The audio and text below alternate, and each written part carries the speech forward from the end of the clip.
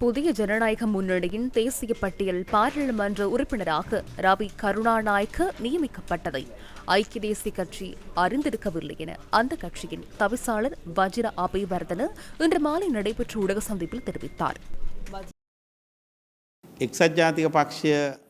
ஐக்கிய தேசிய கட்சி என்ற ரீதியில் எமது கட்சியின் யாப்புக்கமைய 3-1, 9-7 மற்றும் 13-7 மற்றும் 18-9 சரத்துக்கள் மீறப்பட்டுள்ளன.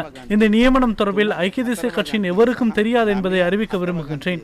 தலத்தாத்து கோரல பாராளுமன்றத்துக்கு செல்ல வேண்டும் என்பதே ஐக்கிய தேசிய கட்சியான எமது நிலைப்பாடாக அமைந்திருந்தது. அது தொடர்பான கலந்துரையாடல்களை முன்னெடுத்திருந்தோம்.